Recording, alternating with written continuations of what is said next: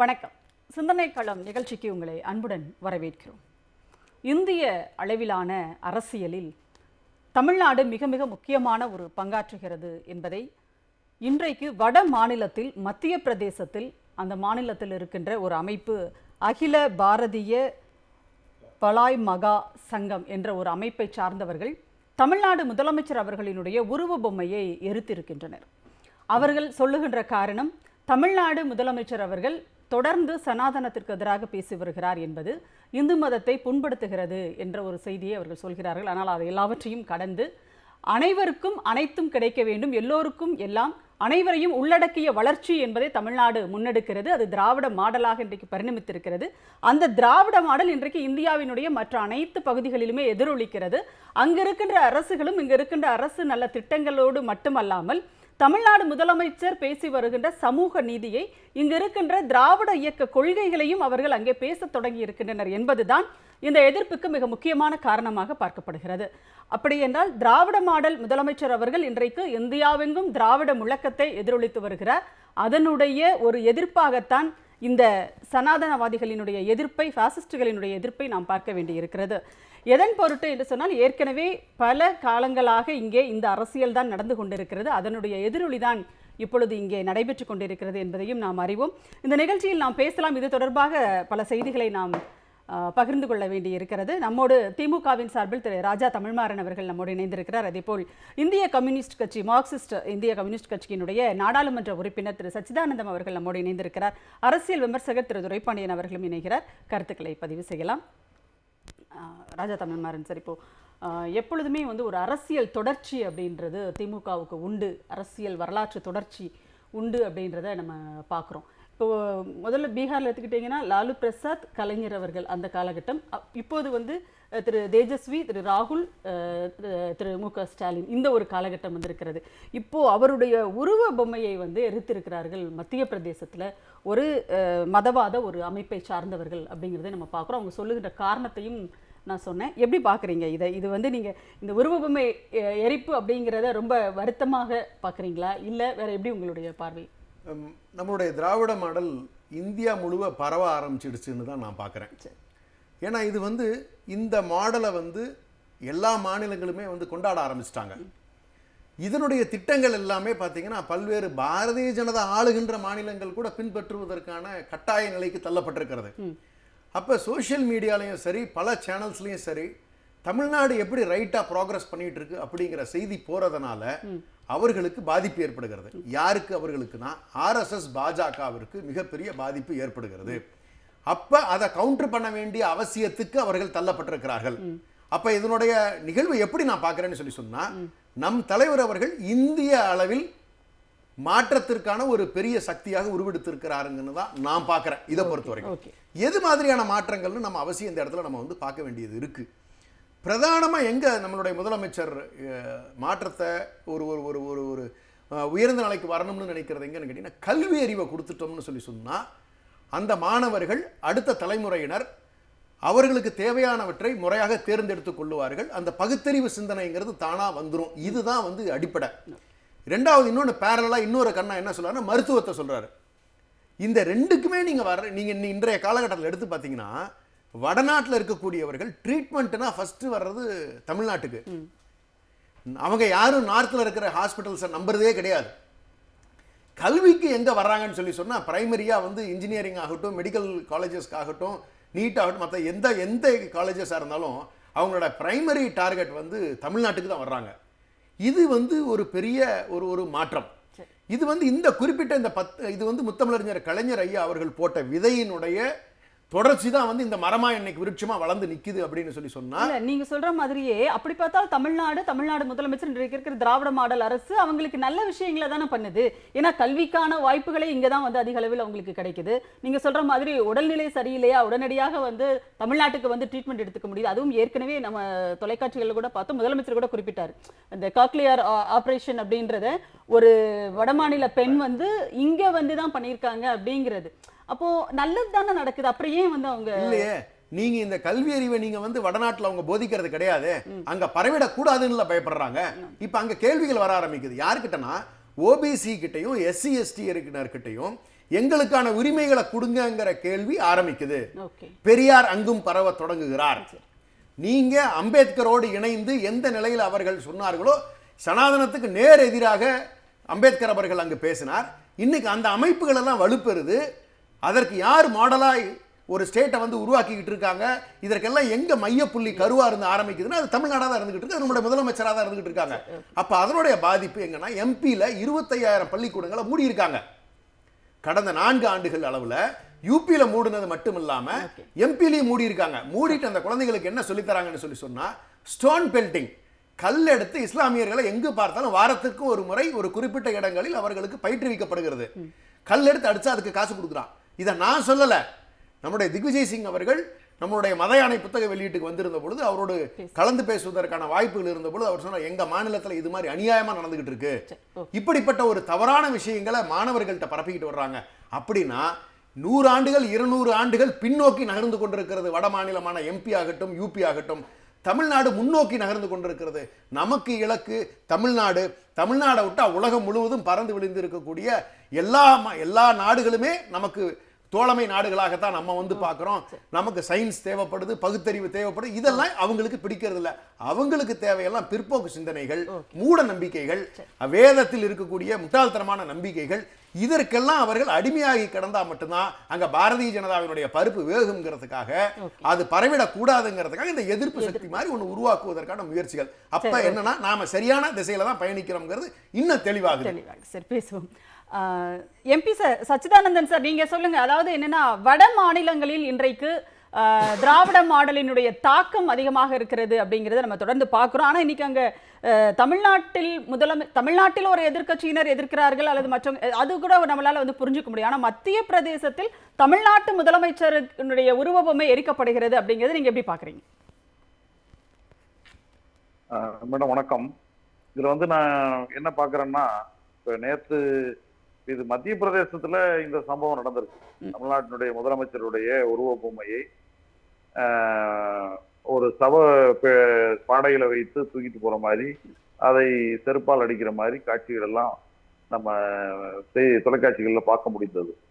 ஏன் இவ்வளவு வெறியூட்டப்பட்டு நம்முடைய தமிழகத்தினுடைய முதலமைச்சர் மு.க. ஸ்டாலின் அவர்கள் மீது இந்த வெறுப்புணர்வை ஏன் உருவாக்குறாங்கன்னா, அது வந்து இன்னைக்கு மத்திய பிரதேசத்தில் நடந்திருக்கக்கூடிய இன்னொரு சம்பவம்.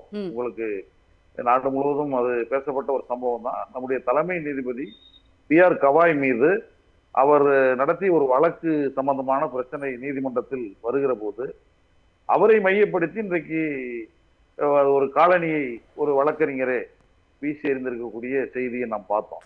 இப்ப அந்த பிரச்சனையில வந்து பாத்தீங்கன்னா, ஒரு 2 இந்து குழுக்களுக்கு இடையே ஒரு விஷ்ணுவனுடைய சிலையை பிரதிஷ்டை செய்வது சம்பந்தமாக நீதிமன்றத்தில் வழக்கு தாவா ஏற்பட்ட போது, அது வந்து அந்த விஷ்ணு சிலை வந்து சிதிலமடைஞ்ச சிலை. எப்படி சிதிலமடைஞ்சுன்னு கேட்டா, ஒரு பகுதி ஒருத்தர் வந்து முகலாயர்கள் அதை சிதைச்சிட்டாங்க ஆட்சியின் போது. ஆகவே முகலாயர் சிதைத்த சிலையை சனாதனப்படி நீ உள்ள கொண்டு வைக்க முடியாது. இதே இது ஒரு பிராமணர்கள் சிதைச்சிருந்தா அந்த சிலையை கொண்டு உள்ள வைக்கலாம்னு இன்னொரு தரப்பு இப்படி வந்து விவாதித்து கொண்டிருக்கிறப்ப, அவர் வந்து நீதிபதி வந்து, நீங்க உண்மையான பக்தராக இருந்தால் நீங்க விஷ்ணுவிடமே, அவரு உண்மையான கடவுள் பக்தி நீங்க இருப்பவராக இருந்தால் விஷ்ணுவிடமே கேளுங்க, அவர் என்ன சொல்றாரோ அந்த முடிவை அமலாக்கலான்னு அவரு சொல்றாரு. ஆகவே அவருக்கு எதிராகத்தான் இந்த சனாதனத்தை எதிர்த்து பேசியதற்காக அவர் மீது செருப்பு வீழ்ச்சி நடந்திருக்கிறது. அவருக்கு எதிராக அந்த பேசி வழக்கறிஞர், கடவுள் தான் என்னை இங்க அனுப்பினார், கடவுள் தான் எரிய சொன்னாரு, அதுக்காக நான் மன்னிப்பு கேட்க மாட்டேன்னு சொன்னார். ஆகவே இந்த குழுவினர் வந்து இதற்கு எதிராக, நீதிபதிக்கு எதிராக அவருடைய சனாதனத்தை எதிர்த்து அவர் பேசியது அப்படிங்கிறத புரோபகண்டா பண்ணி நாடு முழுவதும் அதை ஒட்டி சமூக வலைத்தளங்கள்ல பிரச்சாரம் பண்ணது. அதை ஒட்டி சனாதனம்ங்கிற பிரச்சனை முன்னுக்கு வருகிற போது தமிழ்நாட்டினுடைய முதலமைச்சர் ஏற்கனவே தமிழ்நாடு முற்போக்கு எழுத்தாளர் சங்கம் நடத்திய ஒரு சனாதன ஒழிப்பு மாநாட்டில் தமிழ்நாட்டுடைய இன்றைய துணை முதலமைச்சர் உதயநிதி ஸ்டாலின் அவர்கள் பேசியது தொடர்பாகவெல்லாம் வழக்கு பதிவு செய்யப்பட்டது. தமிழ்நாடு முற்போக்கு எழுத்தாளர் சங்கத்தினுடைய தலைவர், பொதுச் செயலாளர் பேரில் எல்லாம் வழக்குகள் பதியப்பட்டது.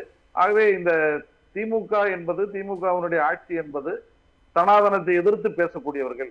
ஆகவே சனாதனம் என்று சொல்வது நம்ம மனு தர்மத்தை சொல்றோம், ஜாதி ரீதியான படிநிலையை சொல்றோம், எதிர்த்து ஒருவருக்கு ஒருவர் உயர்ந்தவர் தாழ்ந்தவர் என்ற இதை கற்பிக்கக்கூடிய இந்து மதத்தில் இருக்கக்கூடிய இந்த அடுக்குமுறையைத்தான் சனாதனம் என்று குறிப்பிடும். ஆனா வட மாநிலங்கள்ல இந்த இந்துத்துவ அமைப்புகள் இது என்னன்னா சனாதனத்தை வந்து எப்படி பாக்குறாங்கன்னா அவங்க வந்து இது ஒரு இந்து தர்மம் என்று இந்து மக்கள் மத்தியில போதித்துக் கொண்டிருக்கிறார்கள். ஆகவே இதை ஒட்டி சனாதனத்தை எதிர்த்து பேசக்கூடியவர்களாக அவர்கள் வந்து நம்முடைய தமிழ்நாட்டினுடைய முதலமைச்சரை குறிவைத்து அவர்கள் நடத்திய அந்த கவாய் நீதிபதி கவாய் அவர்கள் மீது நடத்திய தாக்குதலை ஒட்டி நடந்த அந்த சனாதனம் குறித்த அந்த விவாதத்துல இதுல சனாதனத்தை கொச்சைப்படுத்தி பேசக்கூடியவர்கள் பட்டியல மு.க. ஸ்டாலின் நம்முடைய தமிழ்நாட்டுடைய முதலமைச்சர் அவர்களை முதன்மைப்படுத்தி அவர் மீது வன்முறையை ஏவி விடுகிற காரியத்தை அந்த அமைப்பு செய்திருக்கிறார்கள். இது வன்மையான கண்டனத்துக்குரியது. தமிழ்நாட்டுல இந்த இந்தியாவில் இந்த பிரச்சனை முன்னுக்கு வந்தோன்னா கண்டனம் தெரிவித்த 2 முதலமைச்சர்கள்ல நம்பர் 1 வந்து தமிழ்நாட்டுடைய முதலமைச்சர் கண்டனம் தெரிவித்தார். அடுத்து கேரளாவினுடைய முதலமைச்சர் கண்டனம் தெரிவித்தார்.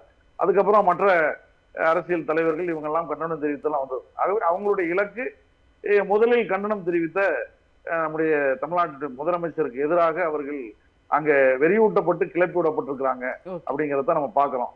பொதுவா என்னன்னா தமிழ்நாட்டுங்கிறது மத்திய ஆட்சி வந்து தமிழ்நாட்டுக்கு அநீதியே இழைத்தாலும் கூட அதையெல்லாம் தாக்கி பிடித்து இந்த ஆட்சி வந்து வெற்றி நடை போட்டுக் கொண்டிருக்கு. இன்னைக்கு கல்வியில் சிறந்த மாநிலங்களாக கேரளா தமிழ்நாடு மாநிலங்கள் வந்திருக்கு. இன்னைக்கு பல்வேறு திட்டங்கள் கல்வித்துறையில இன்னைக்கு கல்வியில் சிறந்த தமிழ்நாடுன்னு ஒரு நிகழ்ச்சி தமிழ்நாடு அரசு சார்பில் நடத்தப்பட்டது. அதில் பயனிழந்த மாணவிகள்லாம் வந்து பேசுகிற போது உண்மையிலேயே ஒரு உள்ளமுருக தன்னுடைய கடந்த காலத்தில் தனக்கு கிடைக்காத வாய்ப்புகள் எல்லாம் தன்னுடைய பிள்ளைக்கு கிடைத்திருக்கிறது என்று பிள்ளைகளும் பெற்றோரும் பேசுவதையும் நம்முடைய பெற்றோருக்கு நான் ஒரு உண்மையிலேயே சேவை செய்வதற்கான ஒரு வாய்ப்பு இன்றைக்கு தமிழ்நாட்டுடைய முதலமைச்சர் எனக்கு வழங்கி இருக்கிறார், என்னுடைய பெற்றோரை பாதுகாக்க முடியும் என்று நம்பிக்கையோடு பேசுவதையும் நம்ம பார்க்க முடிந்தது. ஆகவே இதெல்லாம் அவர்களுடைய கண்ணை ஒரு பக்கம் உறிஞ்சினால் நம்ம எவ்வளவு நெருக்கடி கொடுத்தாலும் இந்த தமிழ்நாடு அரசுங்கிறது தாக்கி பிடித்து அது கல்வி விஷயத்தில் முன்னேறி கொண்டிருக்கிறது. பல்வேறு அதனுடைய நலத்திட்டங்கள் எல்லாம் மக்களுக்கு போய் சேருது. இன்னைக்கு வந்து இந்த மகளிர் உரிமை தொகை போன்ற இந்த விஷயங்கள்லாம் கூட இன்றைக்கு பல்வேறு மாநில அரசுகளால் கடைபிடிக்கக்கூடிய ஒரு இதாக மாறி இருக்கு. ஆகவே இவையெல்லாம் சேர்ந்துதான் இன்னைக்கு வந்து அது தமிழ்நாட்டு முதலமைச்சர் மீதான தாக்குதலாக இன்றைக்கு நடந்து கொண்டிருக்குங்கிறத நம்ம பார்க்கிறோம். அது நாளைக்கு பினராயி விஜயன் மீது தாக்குதலாக மாறலாம். அல்லது இதை சனாதனத்தை எதிர்த்து பேசக்கூடியவர்கள் யாராக இருந்தாலும் அவர்கள் இந்தியாவில் தாக்குதலுக்கு உள்ளாகலாம் என்பதுதான் இன்னைக்கு வந்து இந்த வந்திருக்கக்கூடிய செய்திகள் நமக்கு காட்டுது. கண்டிப்பாக சார். அதாவது அனைத்திலும் நம்பர் 1 தமிழ்நாடு, நம்பர் 1 முதலமைச்சர், தமிழ்நாட்டு முதலமைச்சர் என்பதை அதனுடைய தொடர்ச்சியாக இதை ஒரு பெருமையாக விஷயமாக கூட நாம் கருதலாம் அப்படின்னு நான் நினைக்கிறேன். ஏன்னால் சனாதனவாதிகளை எதிர்ப்பதில் தமிழ்நாடு முதலமைச்சர் முதலிடத்தில் இருக்கிறார் அப்படின்ற ஒரு விஷயம். துரைப்பாண்டியன் சார், இப்போ முதல்ல வந்து ராமன் எந்த பொறியியல் கல்லூரியில் படித்தான் அப்படின்னு கேட்டபோது கலைஞர் அவர்கள் கேட்டபோது அவருடைய தலைக்கு வேதாந்தி அப்படின்னு ஒரு சாமியார் வந்து வடநாட்டிலிருந்து விலை நிர்ணயித்ததை நம்ம பார்த்தோம். அதே மாதிரி சனாதனத்தை வந்து அடியோடு ஒழிக்க வேண்டும் சொல்லிட்டு துணை முதலமைச்சர் அவர்கள் பேசியதற்கு இன்னொரு சாமியார் வந்து அவருடைய தலைக்கு வந்து விலை வச்சாரு. இன்றைக்கு தமிழ்நாடு முதலமைச்சர் அவர்களினுடைய உருவ பொம்மையை வந்து அங்கே எரிச்சிருக்காங்க மத்திய பிரதேசத்தில். நீங்கள் எப்படி பார்க்குறீங்க இந்த வரலாற்று தொடர்ச்சி இங்கே இப்படி இருப்பதும் அங்கே அப்படி இருப்பதும் அப்படிங்கிறத நீங்கள் எப்படி பார்க்குறீங்க? பேய் அரசாண்டால் பிணம் தின்னும் சாத்திரங்கள்னு பாரதி பாடுவோம். இன்னைக்கு சனாதனிகளின் ஆட்சி நடைபெற்று கொண்டிருக்கிறது. அதனால் சனாதனிகள் இப்படி தான் பேசுவாங்க. நீங்கள் கலைஞரை சொன்னதுனால அவர் சொன்ன பதிலையும் நான் சொல்லிடுறேன். அந்த வேதாந்த சாமி சொன்ன உடனே என் தலையை நானே சீவி ரொம்ப நாளாச்சு, அவர் சீவி விட்டால் நல்லா இருக்கும்னு சொன்னார் கலைஞர் அன்னைக்கு. அதே மாதிரி இப்போ வந்து சனாதனத்தை எதிர்த்து பேசுகிறாங்க. சனாதனத்தை எதிர்த்து நானும் பேசுவேன், யார் வேணாலும் பேசுவாங்க. சனாதனம் வேற, இந்து மதம் வேற. அதாவது மனு தர்மம் வந்து சொல்லியிருக்கிற சனாதனம் என்பது வேறு. அதே மாதிரி பகவத்கீதையில் சதுர்வர்ணம் மாயா சிருஷ்டம் என்று சொல்லியிருக்கிற அந்த சனாதனம் வேறு. அது அப்பாவியாக கோயிலுக்கு போகிறவங்களுக்கு இதுக்கும் எந்த சம்மந்தமும் இல்லை. ஆனால் இவர் என்ன செய்கிறார் என்று சொன்னால், அப்பாவியாக கோயிலுக்கு போகிறான்ல எந்த விவரமும் இல்லாத சாதாரண மக்கள், அவனை தூண்டி சாமானிய இந்துக்கள், கடவுள் நம்பிக்கை உள்ள அப்பாவியான சாமானிய இந்துக்களை தூண்டிவிட்டு இவன் உனக்கு எதிராக பேசுகிறான் என்று சொல்லி பார்க்கிறார்கள். ஆனால் இவ்வளவு சொல்லி பார்த்ததற்கு பிறகு நல்லா நீங்கள் கவனிக்கணும், இந்த சனாதனிகள் எவ்வளவோ வேலைகள் பண்ணி செய்ததற்கு பிறகு ராமருக்கு கோயில் கட்டிய பிறகு, நல்லா கவனிங்க, உத்தரப்பிரதேசில் ராமருக்கு கோயில் கட்டிய பிறகு ஃபைசாபாத் தொகுதி எம்பி தொகுதியில் அயோத்தியில் தோல்வி அடைந்தது பாஜக. நல்லா ஞாபகம் வச்சுக்கணும். இப்போ ஏன் சனாதனத்தை அதிகமாக பேசுகிறாங்க? இப்போ வந்து முதல்வருடைய படத்தை போட்டு அடிக்கிறது, பாட கட்டி தூக்கிட்டு போகிறது, இதுக்கெல்லாம் ஒரே ஒரு காரணம் தாங்க. இந்தியா கூட்டணியை உருவாக்கியதில் முக்கிய தலைவர் திரு மு.க. ஸ்டாலின் அவர்கள். அவர் பேசுகிற சனாதனம், அவர் பேசுகிற பெண்ணுரிமை, அவர் பேசுகிற கல்வி, எல்லோருக்குமான கல்வி, அவர் கொடுக்குற வேலை வாய்ப்பு, இந்த மாடலை பார்த்து இப்போ பீகார் தேர்தல் வரப்போகுது. பீகாரில் இப்படி பிரச்சாரத்தை ஆரம்பிச்சிட்டாங்கன்னா நம்ம என்ன பண்ண போகிறதுன்னு அதான் ராகுல் காந்தி ரொம்ப தெளிவாக சொல்லிட்டார். சனாதன ஒழிப்பு மாநாட்டில் துணை முதல்வர் பேசியதற்கு எதிராக பலர் வழங்கப்பட்டாங்க. வட மாநிலங்களில் தேர்தலில் பிரச்சாரம் பண்ணும்போது ராகுல் காந்தி ஒரு விஷயத்தை தெளிவாக சொல்லிட்டார். பேக்வர்டு கிளாஸ் ரிசர்வேஷன், அதாவது பிற்பட்ட வகுப்புக்கான ரிசர்வேஷனை 69% கொண்டு வருவேன் என்று சொல்லி, அது யார், எந்த குரல்? தமிழ்நாட்டின் குரல், அது திராவிட இயக்கங்களின் குரல். அந்த குரலை அங்கே ராகுல் காந்தி கொண்டு வந்தார். மேனிஃபெஸ்டோவில் இன்னும் ஒரு 15 நாளைக்கு முன்னாடி கொண்டு வந்திருந்தா அந்த தேர்தலோட நிலையே வேற. இன்னைக்கு பீகார் தேர்தல் வரப்போகுது, அடுத்து அசாம் தேர்தல் வரப்போகுது. இப்போ இந்த தேர்தல்லாம் வேற வர ஆரம்பிச்சிடும். அவங்களுக்கு ஒரு பயம் ஏற்பட்டு போச்சு. அந்த பயத்தை நீங்கள் கண்ணால் பார்த்தாவே தெரியும். பிரைம் மினிஸ்டர் பேசும்போது பார்த்தீங்கன்னா அந்த பயம் தெரியும். அந்த பயத்தோட எதிரொலி தான் ஒவ்வொரு பெண்ணுக்கும் 10,000 ரூபா கணக்கில் போடுறோன்னு போட்டாங்க. ஞாபகம் இருக்குங்களா? 10,000 ரூபா பீகாரில்.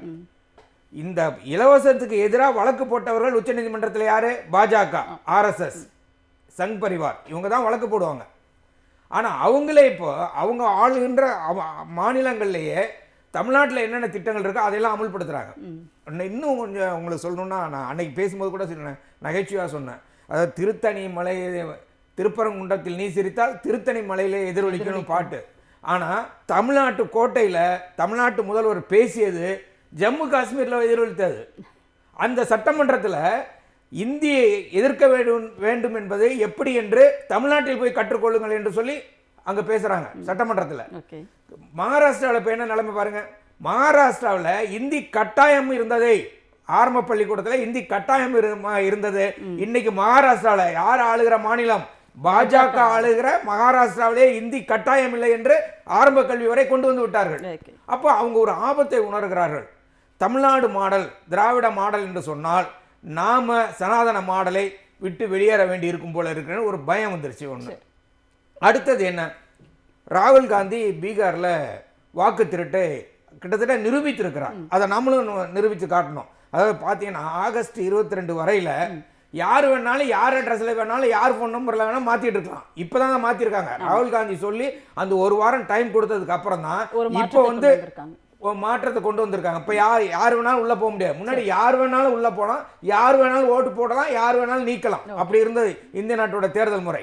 அப்போ இன்னைக்கு வசமாக மாட்டிட்டுறாங்க. ஒரு பக்கம் ஓட்டு திருட்டு, இன்னொரு பக்கம் என்னென்னா இந்த சனாதனம். இப்போ நம்ம தெளிவாக இருப்போங்க. சனாதனம் என்று சொன்னால் நாங்கள் இந்து மதத்தை எதிர்க்கவில்லை.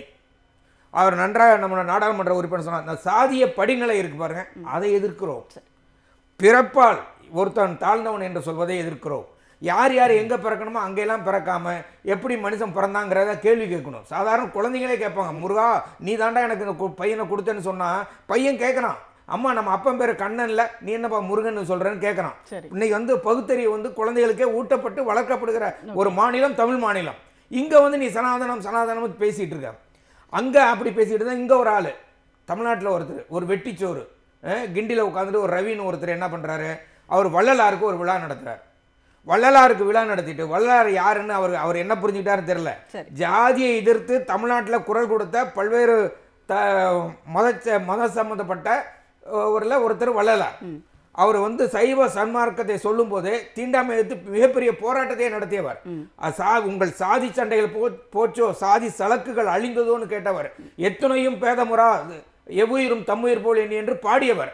அந்த வள்ளலார் கூட்டத்தில் போய் அவர் என்ன சொல்றாரு, நான் போனேன், அங்கே போனால் தெருவில் போர்டில் ஒரு மாநிலத்தோட கவர்னரோட வேலை என்னன்னு பாருங்க, சோத்தில் எழுதியிருந்தது தமிழ்நாடு போராடும். தமிழ்நாடு யாரை எதிர்த்து எதற்காக போராடும்? அதுக்கு தான் தமிழ்நாட்டோட முதல்வர் ரொம்ப அழகாக பேசியிருக்காரு. யாரை எதிர்த்து எதற்கு இல்லை. அதில் ஒரு விஷயம் நான் சொல்லிடுறேன். அவர் சொல்லும்போது, ஆர்எஸ்எஸ் ஆசியுடன் இந்திய மக்களின் ஒற்றுமையை சீர்குலைத்து மீண்டும் மனு தர்மத்தை நிலைநாட்ட துடிக்கும் ஆதிக்க வெறியர்களுக்கு எதிராக போராடும். இது ஒரு சென்டென்ஸ் தான். இப்படி பல்வேறு விஷயங்களை தமிழ்நாட்டு முதல்வர் சொல்லியிருக்கிறார். அதனால இவர்களுக்கு ஒரு கோபம் வருது.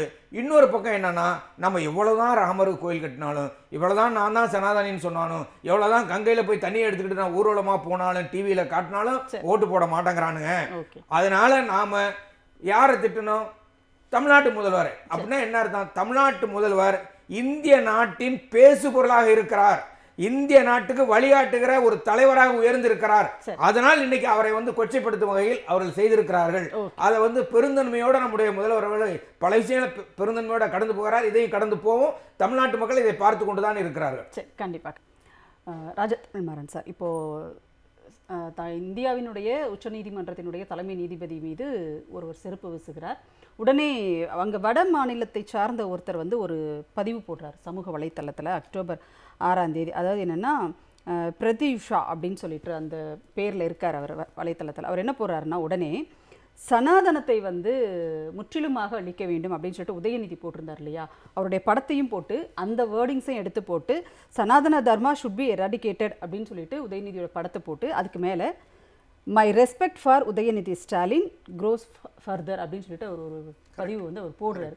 அப்போ அங்கே அது நடக்கும்போது உடனடியாக இங்கேருந்து தான் அவங்க அதற்கான ஒரு உதாரணத்தையும் ஒரு என்ன சொல்கிறது ஒரு ஒரு பற்றுக்கோளையும் அவங்க எடுக்கிறாங்க அப்படின்னு பார்க்கும் பொழுது, அப்போ இயல்பாகவே வட மாநிலத்தில் இருக்கிற நீங்கள் சொல்லுகிற சனாதனவாதிகளுக்கு அந்த ஒரு அச்சமோ அந்த இது வரதானே செய்யும். நீங்கள் தமிழ்நாட்டோட நிறுத்திக்கிட்டா பரவாயில்ல, நீங்கள் எல்லை தாண்டி போகிறீங்களே, அதான பிரச்சனை. இப்போ நாங்கள் சமூகத்துக்கான நீதியை தான் பேசுகிறோம், மற்றதுக்கெல்லாம் இந்தியாங்கிறீங்க.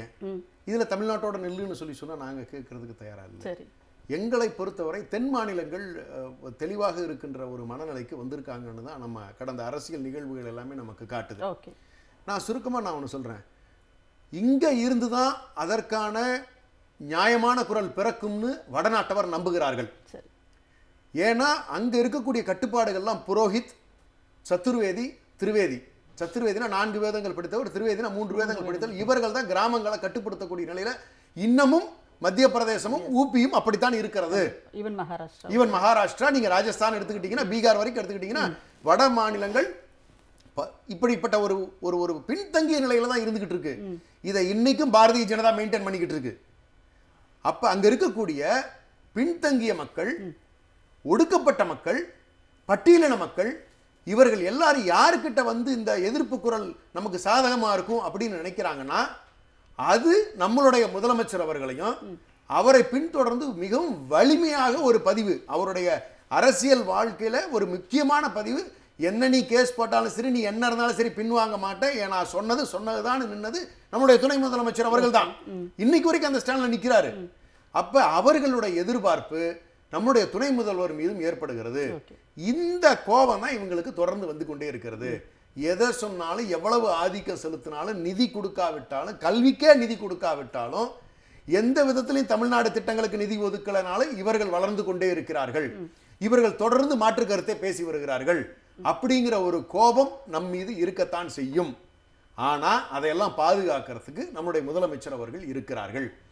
பல்வேறு நிலைகளில் நம்ம பார்த்துக்கிட்டு வர்றோம். கடந்த 2 ஆண்டுகளாக நீங்க ஃபேர் டீல் லிமிடேஷனுக்கு முதல் குரல் கொடுத்தது நம்மளுடைய முதலமைச்சர் அவர்கள் தான். இது எல்லா மாநிலங்களுடைய உரிமைகளையும் பாதுகாப்பதற்காக தான் அவர் கொடுத்தது. நீங்க நல்லா தெளிவா பார்த்துக்கணும். நீங்க நேஷனல் எஜுகேஷன் பாலிசியில சனாதனத்தையும் சமஸ்கிருதத்தையும் நேரடியாக புகுத்தி இருக்கிறார்கள் முதல் கண்டுகொண்டு அதற்கு எதிராக குரல் கொடுத்தது நம்முடைய முதலமைச்சர் அவர்கள் தான். நீங்க 10,000 கோடி கொடுத்தா கூட நான் அமல்படுத்த மாட்டேன்னு சொன்ன முதலமைச்சர் நம்மளுடைய முதலமைச்சர் அவர்கள் தான்.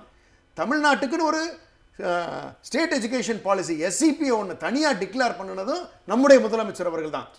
அந்த எஸ்சிபி எல்லாம் எடுத்து பார்த்தோம்னு சொன்னா, மற்ற மாநிலங்களுடைய பெயர்களை மட்டும் போட்டுக்கொண்டு இந்த எஸ்சிபி நீங்க அப்படியே இம்ப்ளிமெண்ட் பண்ணலாம்.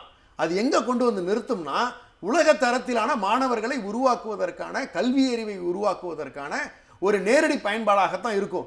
இவர் யோசிப்பது எதுவுமே தன்னுடைய மாநிலத்து மக்களுக்காக மட்டுமல்ல, எந்த மாநிலத்துக்கும் எங்க இருக்கக்கூடிய மனிதர்களுக்கும் இது பொருத்தமாக அமைய வேண்டும்.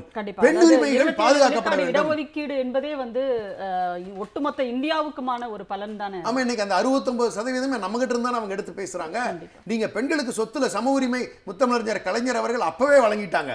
அவங்க இப்பதான் அதை இம்ப்ளிமெண்ட் பண்ணி முடிச்சாங்க. Okay. நீங்க ரிசர்வேஷன் 33%, நீங்க 50%, இந்த எல்லாமே யார் கொண்டு வந்தது? பெண்களுக்கு. இங்க உள்ளாட்சியில நம்ம தலைவர் கொண்டு வந்தது. அப்ப பெண்களை பொறுத்த வரைக்கும் மிகப்பெரிய அளவுல மதிக்கக்கூடிய ஒரு சமூகம் நம்மளுடைய தமிழ் சமூகம். அதை நம்ம முதலமைச்சர் தொடர்ந்து கல்வியில காட்டிட்டே வராங்களே. 51.3% இன்னைக்கு போஸ்ட் கிராஜுவேஷன்ல இன்னைக்கு ஜிஆர் இருந்துகிட்டு இருக்கு, கிராஸ் என்ரோல்மெண்ட் ரேஷியோ. இது எல்லாமே அவர்களுக்கு வேதனையாகத்தான் இருக்கும். நாம சரியான பாதையில் போயிட்டு இருக்கோம். நமக்கு பாதுகாப்பா நம்மளுடைய முதலமைச்சர் அவர்களும் துணை முதலமைச்சர் அவர்களும் இருக்கிறார்கள். எந்த கவலையும் வேண்டாம். இந்தியாவை வழி நடத்துவதற்கு இந்தியாவுக்கு தேவை. ராகுல் காந்தியை சொன்னாரே, நீ உன்னால எந்த காலத்திலையும் தமிழ்நாட்டை ஒண்ணுமே பண்ண முடியாது, you can never ever rule இந்த ஸ்டேட் ஆஃப் தமிழ்நாடுன்னு சொல்லி சொன்னாரே பார்லிமெண்ட்ல. அப்ப அவருக்கும் தெரிஞ்சிருக்குல்ல. அப்ப வடநாட்டுக்கான செய்தியை நாம் தெளிவாகத்தான் சொல்லிக் கொண்டிருக்கிறோம். கண்டிப்பாக சார். அதைத்தான் நம்ம பீகார்ல வந்து அந்த ஒரு பேரணியிலேயே நாம பார்த்தோம். தமிழ்நாடு முதலமைச்சர் அவர்கள் நடுவிலும் இந்த பக்கம் ராகுல் காந்தி அவர்கள், இந்த பக்கம் தேஜஸ்வி அவர்களும் போன அந்த காட்சியே நீங்க சொன்ன அந்த தான் எடுத்துக்காட்டுதுன்னு நினைக்கிறேன். பேசுவோம் நாம. சச்சிதானந்தன் சார், இப்போ என்னன்னா உலக வரலாறுகள் எல்லாம், உலக அரசியல் எல்லாம் வந்து பேசுகிறார் தமிழ்நாடு முதலமைச்சர் அவர்கள் அப்படின்னு சொல்லிட்டு அண்ணாமலை விமர்சனம் பண்ணியிருக்கிறார். ஏன்னா இப்போ காசாவுக்கு எதிராக, அந்த காசாவுக்கு ஆதரவாக, பாலஸ்தீனத்திற்கு ஆதரவாக ஒரு ஆர்ப்பாட்டம் இன்னைக்கு நடந்தது மார்க்சிஸ்ட் கம்யூனிஸ்ட் கட்சியின் சார்பில். அது கலந்து கொண்டு பேசும்போது தமிழ்நாடு முதலமைச்சர் அவர்கள் வருகிற சட்டமன்ற கூட்டத்தொடரில் 14ஆம் தேதி பாலஸ்தீனத்திற்கு ஆதரவாக தீர்மானம் நிறைவேற்றப்படும், ஒன்றிய அரசை வலியுறுத்தி தீர்மானம் நிறைவேற்றும் சொல்லிட்டு சொல்லியிருக்கிறாரு. அதுக்கு அவர் சொல்றாரு, நீங்க வந்து உள்ளூர் நிலைமையே வந்து ஊசலாடுது, ஏன் வந்து உலக அரசியல் உங்களுக்கு தேவையான்னு சொல்லிட்டு ஏதோ ரைமிங்கா கேட்குற மாதிரி ஒரு விஷயத்தை கேட்கிறாரு. ஏன் அவருக்கு வந்து உடனடியாக அதற்கு வந்து பதில் சொல்லணும் அப்படின்ற இடத்துக்கு வர்றாரு அண்ணாமலை? அதாவது நீங்க வந்து பாரதிய ஜனதா கட்சி இது மாதிரி சில நபர்களை, நம்முடைய அன்பு சகோதரர் அண்ணாமலை மாதிரியான நபர்களை வைத்துதான் இன்னைக்கு வந்து பல சர்ச்சைக்குரிய விஷயங்களை பேசி வர்றாங்க. ஏன்னா இதுல காசாவுல நடக்கக்கூடிய இந்த மனித குலத்துக்கு விரோதமான நடவடிக்கைகள், நீங்க வந்து ஆக்கிரமிப்பாளர்களுக்கு கையில நிலத்தை புறம் கொண்டு போய் கொடுத்து சொந்த நாட்டை இழந்து தவிக்கக்கூடிய மக்கள் தங்கள் விடுதலைக்காக தங்களுடைய நிலத்தை மீட்க வேண்டும் என்று போராடுகிற போது அவர்கள் மீது கண்மூடித்தனமான தாக்குதல் நடைபெறுது, குழந்தைகள் கொல்லப்படுறாங்க, சர்வதேச போர் விதிமுறைகளுக்கு மீறாக பள்ளிக்கூடங்கள் மேல் குண்டு வீசப்படுது, குழந்தைகள் சாகடிக்கப்படுறாங்க, பெண்கள் சாகடிக்கப்படுறாங்க. இது அனைத்திற்கும் எதிராக உலகம் முழுவதும் எதிர்ப்பு கிளம்பி இருக்கிற போது அந்த இஸ்ரேலுக்கு ஆதரவு தெரிவிக்கிற இடத்துல இந்தியாவும் அமெரிக்காவும் ஒரே கோட்டில் நிக்கிறாங்க. ஆகவே இந்திய அரசு தான் தன்னுடைய கொள்கை நிலையில இன்னைக்கு மாற்றத்தை உருவாக்கி இருக்கு. ஏன்னா காலகாலமாக பாலஸ்தீன விடுதலை இயக்கம், இந்தியா அதுக்கு தொடர்ந்து ஆதரவளித்து வந்திருக்கிறோம். இஸ்ரேலினுடைய ஆக்கிரமிப்பு நடவடிக்கை தொடர்ந்து நாம் சாடி இருக்கிறோம். இதுதான் இந்தியாவினுடைய கடந்த கால வெளியுறவு கொள்கை. ஆனால் இப்போது என்னன்னா, அந்த விமானங்களுக்கு இங்க வந்து பெட்ரோல் போட்டு போறதுக்கெல்லாம் அனுமதி கொடுக்கக்கூடிய ஆட்சியாகத்தான் மோடியினுடைய ஆட்சி இருக்கு. ஆகவே பண்ற தப்ப அவங்க பண்ணிட்டு இன்னைக்கு உலக பிரச்சனை, இன்னைக்கு வந்து மனித சமூகம் எங்கு பாதிக்கப்பட்டாலும் அதற்கு எதிராக குரல் கொடுக்க வேண்டும் என்ற சிந்தனையோடு நடத்தப்பட்ட இயக்கம் அந்த இயக்கம்.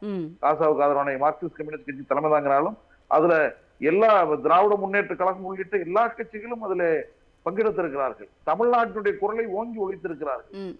இந்தியா அரசு எந்த நிலைப்பாடு எடுத்தாலும் நாங்க வந்து தமிழ்நாடு அரசு மாநில சட்டமன்றத்திலே தீர்மானம் நிறைவேற்றும் என்று நம்முடைய தமிழ்நாட்டினுடைய முதலமைச்சர் அறிவித்தது மேலும் அவங்க அந்த மக்களுக்கு ஊக்கமளிக்கக்கூடியதாக இன்றைக்கு மாறி இருக்குன்னு தான் பாக்குறோம். இல்ல அப்படி பார்த்தா நம்முடைய மாநில முதலமைச்சர் அவர்கள் ஒரு மனித நேயத்தின்பால் பட்டு ஒரு குரல் கொடுக்கிறார், அதுக்கு ஆதரவாக நிற்கிறார் அப்படின்னா இந்த தமிழ்நாட்டை சார்ந்தவராக அண்ணாமலை அதுல வந்து மகிழ்ச்சி தானே, பெருமை தானே படணும். இல்ல அவர் வந்து என்னன்னா அவங்க பிரதமரை டிஃபெண்ட் பண்றாரு. இப்ப நீங்க வந்து எந்த இடத்துலயாவது நீங்க வந்து இந்திய அரசு இஸ்ரேலை கண்டிச்சிருக்கா? இப்போ மோடி தலைமையிலான இஸ்ரேலை கண்டிச்சிருக்கா? ஒண்ணுமே இல்லைங்க. இப்ப வந்து அமெரிக்கா அவங்க வந்து அவங்களுடைய வரி வன்முறை இன்னைக்கு வந்து இந்திய இறக்குமதியின் மீது 100% வரி விதிப்பு பண்ணியிருக்காங்க. அந்த இடத்துல கூட ட்ரம்பினுடைய பெயரை கூட ஒரு உச்சரிக்க நாடாளுமன்றத்துக்குள்ள உச்சரிக்க தயாராகல இந்தியாவுடைய பிரதமர். இந்தியாவோட நடந்த அந்த பெஹல்காம் தாக்குதல் நடந்தது, அந்த சிங்கூர் ஆபரேஷனை நிறுத்தி வைக்கிறதா அவரு வந்து ட்ரம்ப் அறிவிக்கிறாரு. எங்களுடைய போர் நிறுத்தத்தை அறிவிப்பதற்கு நீ யார் என்று ட்ரம்பினுடைய பெயரை உச்சரிக்கிறதுக்கு பயப்படுறாரு. ஆகவே அவர் அண்ணாமலை தமிழ்நாட்டு பாராட்டுல என்ன பரவாயில்ல, அவருடைய பிரதமரை அவர் பாதுகாப்பதற்கான முயற்சிகள் எடுக்கிறார். ஏன்னா காசாவை தொடுக்கிற போது அது இந்தியாவினுடைய அயலுறவு கொள்கை நேரடியாக விமர்சிக்கப்படுகிற போது அவரை பாதுகாக்கிற முயற்சியில் தான் அண்ணாமலை ஈடுபடுறா தவிர நற்செயல்களை பாராட்டுகிற பழக்கம் பாஜகவினுடைய வரலாற்றிலே கிடையாது. பாஜக எதையுமே நல்லது எதையும் நம்முடைய நாட்டுக்கும் செஞ்சதில்லை, நம்முடைய தமிழ்நாட்டுக்கும் செஞ்சதில்லை. தமிழ்நாட்டுக்கு தொடர்ந்து செய்து கொண்டிருப்பது துரோகம் ஒன்றையை தவிர எதுவுமே கிடையாது.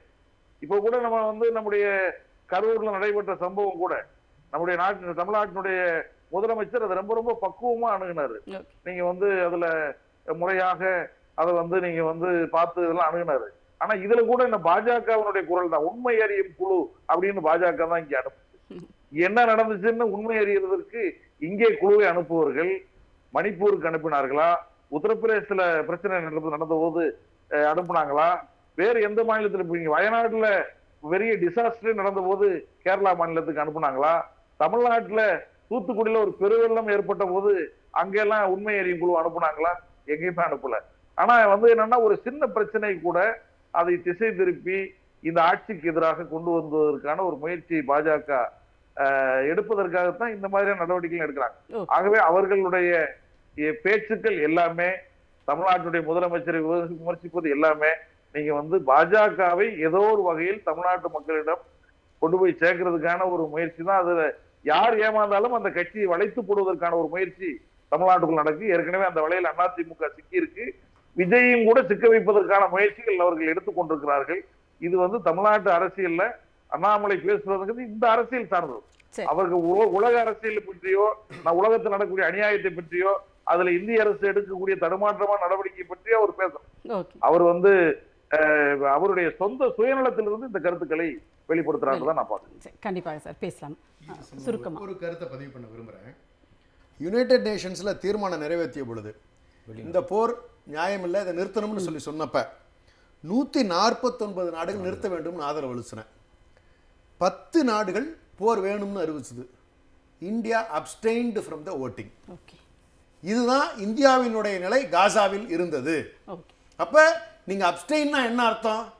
ஆதரவு அளிக்கிறதும் அப்ஸ்டெயின் ஆகிறதும் ஒன்று தானே. நீங்க எதிர்த்திருக்கணும் இல்ல. ஒரு இனப்படுகொலை நடக்குது, அவ்வளவு அக்கிரமம் நடக்குது, அதை நீங்க எதிர்க்கிற மனநிலையில நீங்க இல்லையே.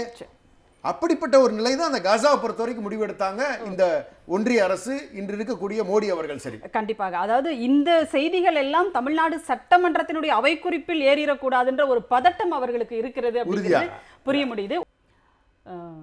ரெப்பண்டியன் சார், இப்போ என்னன்னா வட மாநிலங்களில் இருக்கிற மக்கள் விழிப்படைந்திருக்கிறார்கள். அவர்களுக்கு அதில் நிறைய பெண்களே கூட நிறைய வீடியோக்களில் பேசுகிறத நம்ம கேட்டோம். தமிழ்நாடு முதலமைச்சர் மு.க. ஸ்டாலின் பிஎம்ஆ வரணும், இப்போ இந்த மோடி போயிடணும், அவருக்கு பதிலாக ஸ்டாலின் எங்களுக்கு பிஎம்ஆ வரணும், இன்னொருத்தர் ஸ்டாலின் மாதிரி ஒரு முதலமைச்சர் எங்களுக்கு வேணும், இப்படின்னு சொல்லுகின்றதெல்லாம் நம்ம பார்க்குறோம். நாம அப்போ அந்த மக்கள் கிட்ட ஒரு கடுமையான தாக்கத்தை தமிழ்நாடு முதலமைச்சர் ஏற்படுத்தி தாக்கம் எப்படி ஏற்படுத்தியிருப்பட்டிருக்குன்னா, பெண்களை படிக்க வைப்பதற்கு தமிழ்நாடு எடுத்திருக்கிற நடவடிக்கை, அதே போல் பெண்கள் இலவச பயணம் அறிவித்தது. இன்னைக்கு பார்த்தீங்கன்னா பல மாநிலங்களில் போட்டி போட்டு அறிவிச்சிட்டாங்க. இப்போ கிட்டத்தட்ட தென்னிந்தியா முழுவதும் வந்துருச்சு. இப்போ மகாராஷ்டிராவிலையும் அறிவிக்க போகிறாங்க. அதே மாதிரி மாணவர்கள் படிப்பதற்கான உதவி, அதே மாதிரி வேலை வாய்ப்பில் பெண்களை, அதாவது நீங்கள் பார்த்தீங்கன்னா இப்போ நிறைய முதலீட்டாளர்களை உருவாக்குறாங்க. அப்படி முதலீட்டாளர்களை உருவாக்கும் போது தமிழ்நாட்டில் அதை என்ன சொல்லுதுன்னா, சிறு முதலீட்டாளர்கள் எத்தனை பேர் இருப்பாங்க, என்டர்பிரனர்னு ஒரு கணக்கு இருக்குது.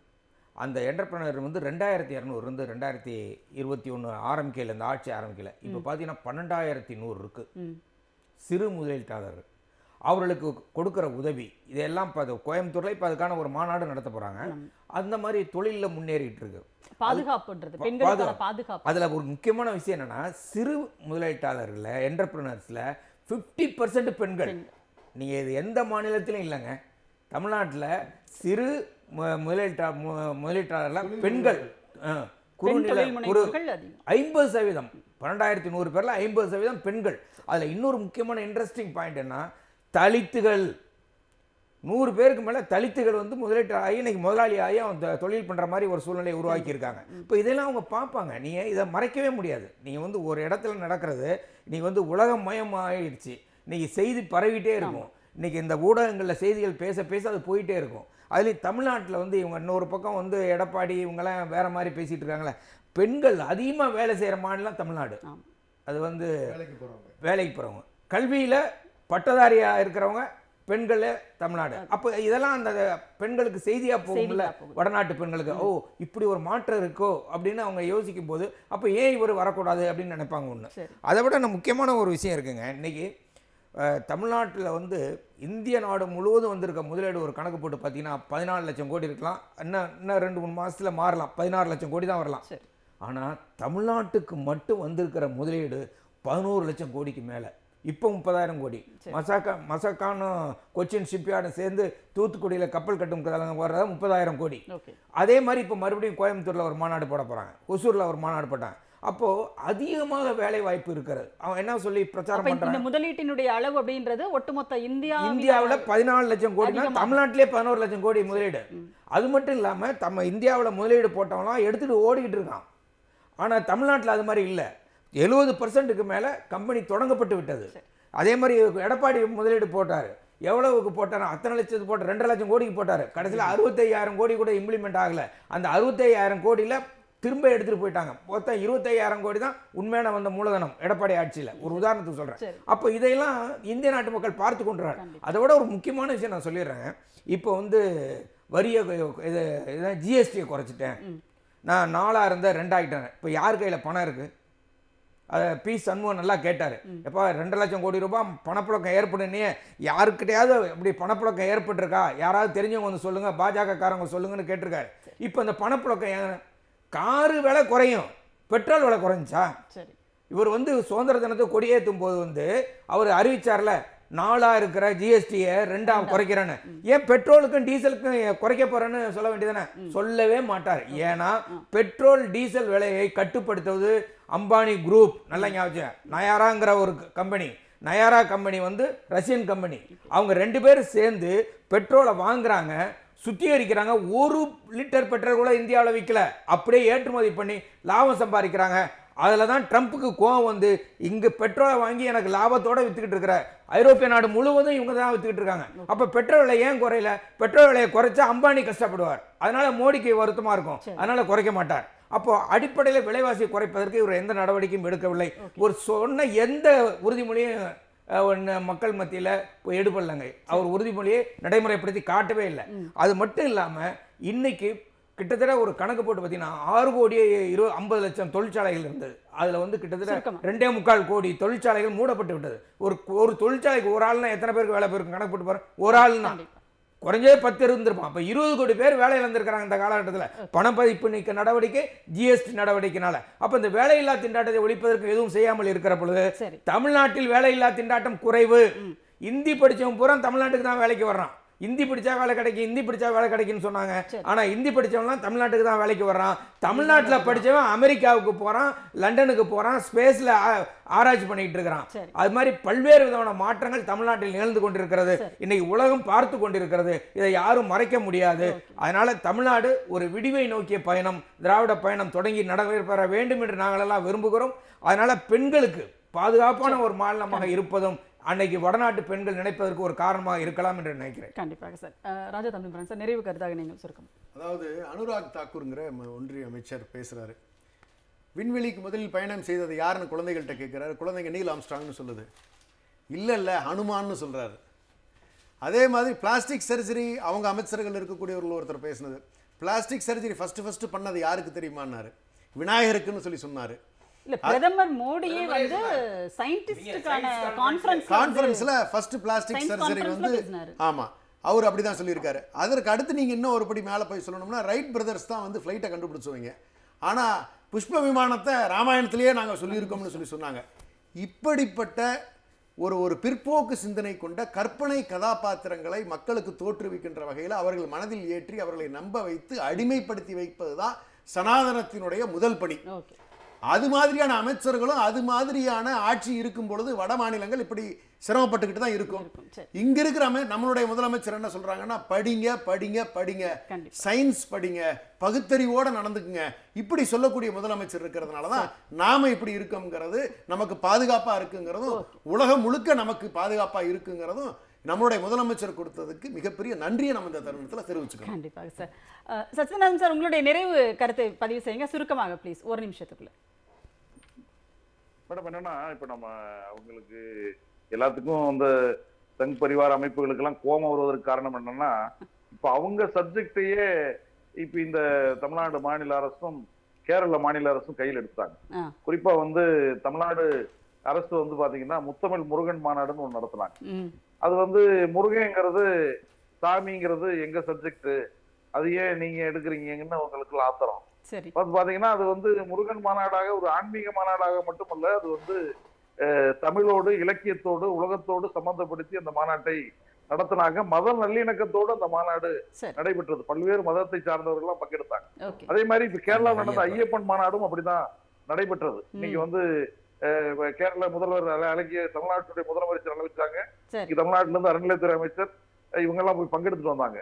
அதுல பேசிய கேரளாவுடைய முதலமைச்சர் கூட என்ன குறிப்பிட்டாங்கன்னா, ஹரிவராசனம்ங்கிற பாடலை எழுதியவர் ஒரு நாஸ்திகர், ஆனா அந்த பாடலை பாடியவர் ஒரு கிறிஸ்தவர், அந்த பாடல் ஒரு இந்து ஐயப்பனுக்கான பாடல். ஆகவே மத நல்லிணக்கத்தை சொல்லக்கூடியதான் ஐயப்பன் சாமிங்கிறது அவரும் சொன்னார். ஆகவே இந்த ரெண்டு முதலமைச்சர்களுமே இன்னைக்கு இவர்களுக்கு சவாலாக இருந்து கொண்டிருக்கிறார்கள். இன்னைக்கு அவங்க சப்ஜெக்டவே எடுத்து அரசினுடைய துறைகள் மூலமாகவே இதுல எல்லாம் நீங்க சாமியை வச்சு ஏமாத்த முடியாது, மத நல்லிணக்கத்தை வலியுறுத்தக்கூடியவர்கள் தான் மதங்களும் சாமிகளும் என்பதை சொல்லி இருக்கிறாங்க. ஆகவே இவர்களுக்கு ஆத்திரம் இயல்பாக தமிழ்நாட்டுடைய முதலமைச்சர் மீது வருகிறது, தமிழ்நாடு அரசு மீது வருகிறது, கேரளாவினுடைய முதலமைச்சர் மீது வருகிறது.